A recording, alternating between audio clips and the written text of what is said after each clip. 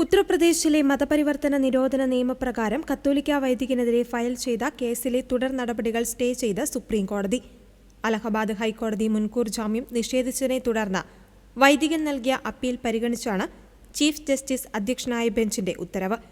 ഉത്തർപ്രദേശിലെ ലക്നൌവിൽ സേവനം ചെയ്യുന്ന വൈദികനെതിരെയുള്ള നടപടികളാണ് കോടതി തടഞ്ഞത്. പ്രാർത്ഥനായോഗങ്ങളിൽ ക്രിസ്തുമതം ഏക സത്യമതം എന്ന് പറഞ്ഞതിനാണ് നിർബന്ധിത മതപരിവർത്തനം ആരോപിച്ച് പ്രാദേശിക പോലീസ് ഇദ്ദേഹത്തിനെതിരെ എഫ്ഐആർ രജിസ്റ്റർ ചെയ്തത്. ജാമ്യം അനുവദിക്കാതിരിക്കുകയും ഇത് അംഗീകരിച്ച് ജയിലിൽ തുടരുവാനും അലഹബാദ് ഹൈക്കോടതി ഉത്തരവിട്ടിരുന്നു. വൈദികനെതിരെയുള്ള ആരോപണങ്ങളിൽ പ്രാഥമികമായി വ്യക്തതക്കുറവുണ്ടെന്നും കേസിന്റെ കൂടുതൽ വശങ്ങൾ പരിശോധിക്കേണ്ടതുണ്ടെന്നും സുപ്രീംകോടതി നിരീക്ഷിച്ചു.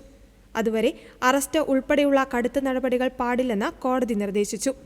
ഉത്തർപ്രദേശിൽ ക്രൈസ്തവ മിഷണറിമാർക്കും സ്ഥാപനങ്ങൾക്കും എതിരെ മതപരിവർത്തന നിരോധന നിയമം വ്യാപകമായി ദുരുപയോഗം ചെയ്യപ്പെടുന്നു എന്ന പരാതികൾ നിലനിൽക്കുന്ന സാഹചര്യത്തിലാണ് സുപ്രീംകോടതിയുടെ ഈ ഇടപെടൽ. സുപ്രീംകോടതിയുടെ ഉത്തരവിനെ കത്തോലിക്ക സഭ സ്വാഗതം ചെയ്തു. സത്യം കോടതിയിൽ തെളിയുമെന്നും നീതി ലഭിക്കുമെന്നുള്ള പ്രതീക്ഷയിലാണ് സഭയെന്ന് ലക്നൌ രൂപത പ്രതികരിച്ചു. കത്തോലിക്ക സഭ വൈദികർക്കും സന്യാസിനികൾക്കും എതിരെ ഉത്തർപ്രദേശിൽ സമീപകാലത്തായി നിരവധി കേസുകൾ റിപ്പോർട്ട് ചെയ്യപ്പെടുന്ന സാഹചര്യത്തിൽ ഈ ഉത്തരവ് സഭയ്ക്ക് വലിയ ആശ്വാസമാണ് നൽകുന്നത്. ഈ വിഷയത്തിൽ ഉത്തർപ്രദേശ് സർക്കാരിന് കോടതി നോട്ടീസ് അയച്ചിട്ടുണ്ട്.